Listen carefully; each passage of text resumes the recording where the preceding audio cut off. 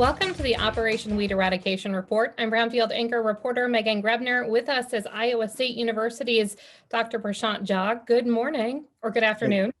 Good afternoon, Megan. Today we're going to talk a little bit about weed resistance and focusing specifically on pigweed. Why has this become such an issue for farmers? Yeah, that's a good question. Pigweeds, when we talk about pigweeds, these are the two major weed species under pigweeds that we are concerned about. One is palmer amaranth, and the second one is water hemp. So palmer amaranth is kind of like spread across the southern U.S. as well as in the Midwest corn and soybean production systems.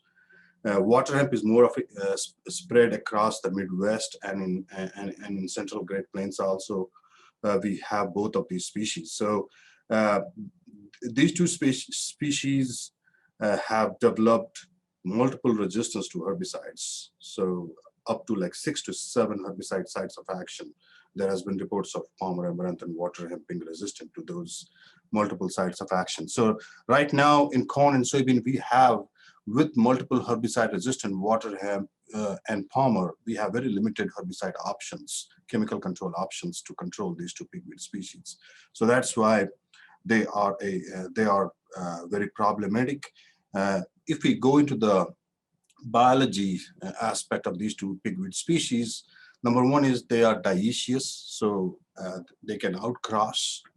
So the resistance can easily move from a resistant plant to a susceptible plant within a field population pretty easily. The second is they both are prolific seed producers. So both palmer and water hemp can produce more than 500,000 seeds, up to 1 million seeds. So and they can cause serious yield reductions. I mean, those plants can grow up to like 6 or 7 feet tall, right? So humongous amount of seed production and extended emergence period during the growing season, both for corn and soybean. Those are some of the major biological attributes of these two pigweed species that make them so troublesome. Resistance has continued to build and grow and becomes more challenging for farmers and puts pressure on bottom lines, the economics, so on and so forth. How did we get to this point that the resistance became so big and so problematic? Yeah, I think just with the mindset that we had earlier that herbicides are going to be the only tools that we are going to solve this problem of weed control. So sole reliance on herbicide, a single site of action herbicides, for example, with back in 95, 96, when we have this Roundup Ready crops like corn, soybean, and cotton. In 2001, we had the first glyphosate-resistant horseweed or mare's tail that popped up in Delaware, and after that, this whole episode of glyphosate-resistant weed started. So over-reliance of glyphosate in Roundup Ready cropping systems, right? In Roundup Ready corn and soybean, there were no other herbicide programs that we were using. We were solely relying on multiple applications of a single site of action. Similarly, for other, so to control glyphosate-resistant weeds, now some of the HPPD chemistries in corn or the PPO herbicides in soybean, they were being intensively used, right? So this kind of over-reliance on herbicides or chemical control options only has created this problem. So I think we need to have a more balanced approach of utilizing an integrated weed management program using other cultural and mechanical tools and including them in our toolbox to manage the problem. Let's talk about those as we look at best management practices, and our goal is ultimately eventually to eradicate these weed species. How do we get there, and what are those practices that farmers need to stack on to their herbicide options? Sure. So that's the major foundation.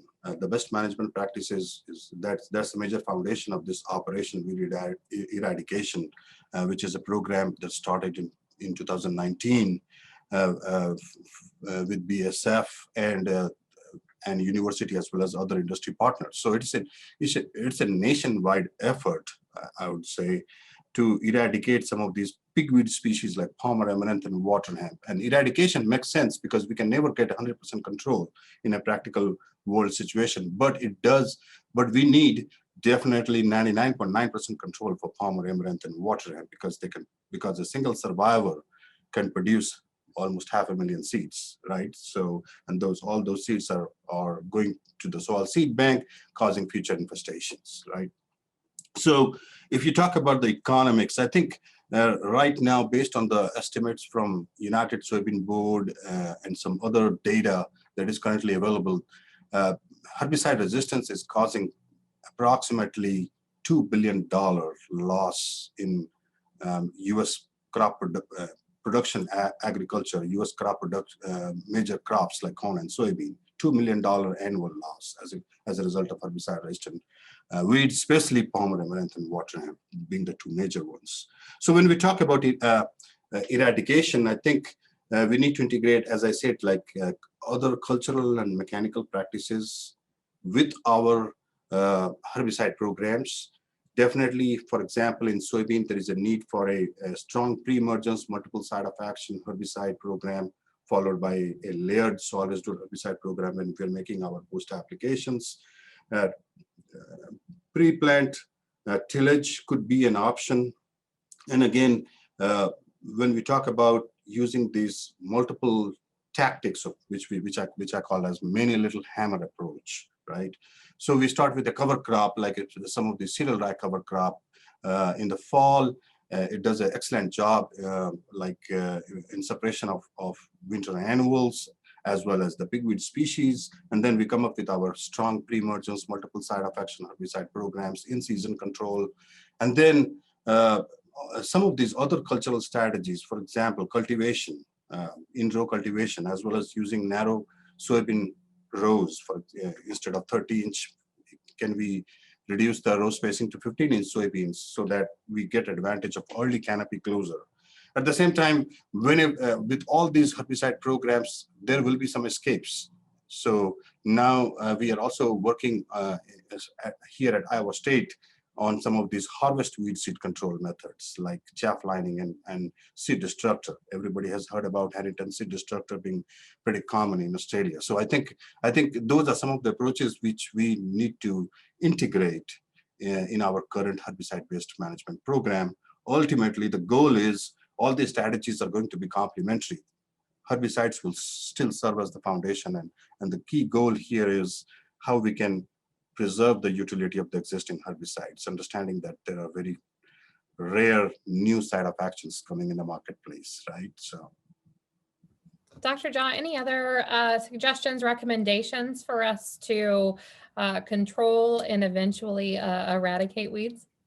I think the bottom line is we have to diversify our options. We have to use an integrated weed management approach. That's the bottom line. And definitely, as researchers, we are trying to make those systems more profitable and more economical, right? And that's the major challenge when we talk about economics and using multiple tactics. So how efficiently we can do that to eradicate the problem. Thank you so much for your time today, and we appreciate the information. Hey, thank you. I'm Megan Grebner. I'm Megan Grebner with the Operation Weed Eradication report on Brownfield.